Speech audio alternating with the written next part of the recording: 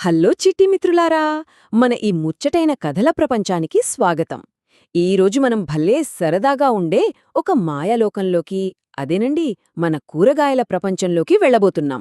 ఈ కథలో చిన్న చిన్న కూరగాయలు ఎంత పెద్ద సాహసాలు చేస్తాయో చూస్తే మీరు నిజంగా ఆశ్చర్యపోతారు. మరింకెందుకు ఆలస్యం, ఈ అద్భుతమైన కథ ఏంటో చూసేద్దామా? రండి.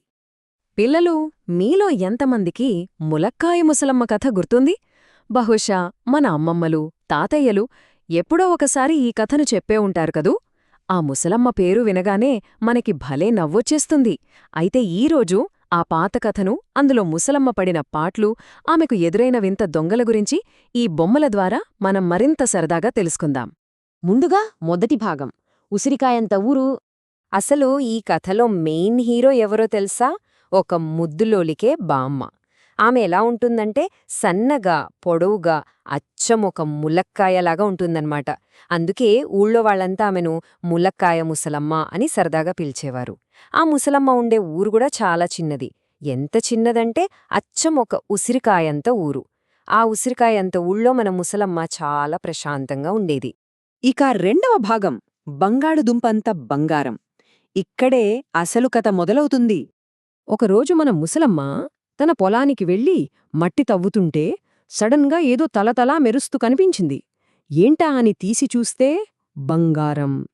అది కూడా ఏదో చిన్న రవ్వంత బంగారం కాదు సుమా, అచ్చం ఒక పెద్ద బంగారదుంప సైజులో ఉన్న బంగారం. ఆ పెద్ద బంగారాన్ని చూడగానే మన ములక్కాయ ముసలమ్మకి ఎంత ఆనందం వేసిందంటే సంతోషంతో ఎగిరిగంతేసింది.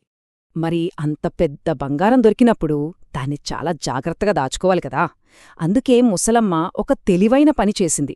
ఆ బంగారుదుంపంత బంగారాన్ని తీసుకొచ్చి తన ఇంట్లో ఉన్న ఒక బీరకాయంత బీరువాలో పెట్టింది. ఆ తర్వాత దాన్ని ఎవరూ తీయకుండా ఒక పెద్ద తాటికాయంత తాళాన్ని వేసింది. అబ్బో, ఎంత భద్రంగా దాచిందో చూశారుగా. మూడవ భాగం, దొండకాయంత దొంగ. కథ ఇక్కడే ఒక మలుపు తిరుగుతోంది.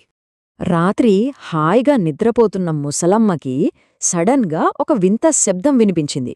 ఉదయం లేచి చూస్తే అయ్యో, బీరువాకి వేసిన ఆ పెద్ద తాటికాయంత తాళం పగిలిపోయింది.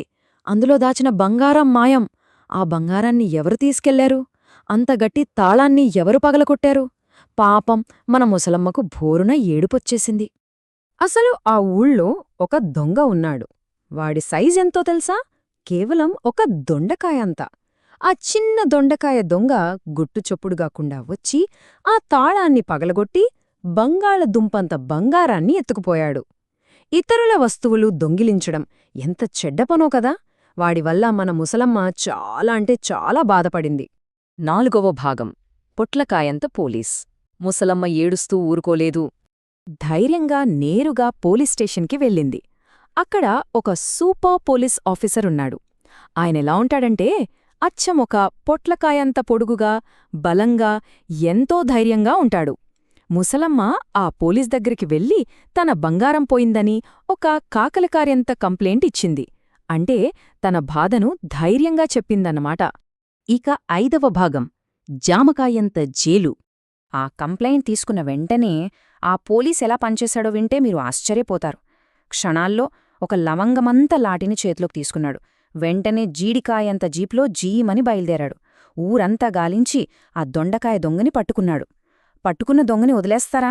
వాడిని తీసుకెళ్లి ఒక జామకాయంత జైల్లో వేశాడు. ఆ బంగారాన్ని తీసుకొచ్చి ముసలమ్మకు తిరిగి ఇచ్చేశాడు. ఇంకేముంది, మన ముసలమ్మ ఫుల్ హ్యాపీ. ఇక్కడ మనం ముఖ్యంగా రెండు విషయాలు గమనించాలి. ఒకవైపు ఆ దొండకాయ దొంగ ఇతరుల వస్తువులు దొంగిలించి తప్పుచేశాడు, చివరికి జైలుకి వెళ్లాడు. దొంగతనం చాలా చెడ్డది. మరోవైపు పొట్లకాయ పోలీస్ కష్టంలో ఉన్న ముసలమ్మకు సహాయం చేసి హీరో అయ్యాడు. ఇతరులకు సహాయం చేయడం ఎప్పుడు మంచి పనే కదా. ఆరవ భాగం, కథలోని నీతి. ఈ సరదా కథ మనకు 3 ముఖ్యమైన పాఠాలు నేర్పిస్తోంది. మొదటిది, దొంగతనం ఎప్పుడూ తప్పు, అది ఇతరులను చాలా బాధిస్తుంది. రెండవది, పోలీసువారు మనకు ఎప్పుడూ రక్షణగా ఉండే మంచి ఫ్రెండ్స్. మూడవది, అత్యంత ముఖ్యమైనది, మనం సరైన పనులు, మంచి పనులు చేస్తే మనకు, మన చుట్టూ ఉన్నవారికి ఎంతో సంతోషం కలుగుతుంది. ముసలమ్మకు బంగారం తిరిగి రాగానే ఆమె ఎంత సంతోషించిందో చూశారుగా. చిట్టి మిత్రులారా, ఇప్పుడు మీకు చిన్న ప్రశ్న. ఒకవేళ ఆ బంగాళదుంపంత బంగారం మీకే దొరికితే మీరేం చేస్తారు? దాన్ని ఏ కూరగాయలాంటి బీరువాలో దాస్తారు? దానికెలాంటి వింత తాళం వేస్తారు? మీ ఊహలకు రెక్కలు తొడగండి. ఎప్పుడూ నిజాయితీగా ఇతరులకు సహాయం చేస్తూ ఉండాలి సుమా. ఈ అందమైన కథ మీకు బాగా నచ్చిందని అనుకుంటున్నాను. మళ్ళీ ఇంకో భలే కథతో కలుద్దాం. బాయ్.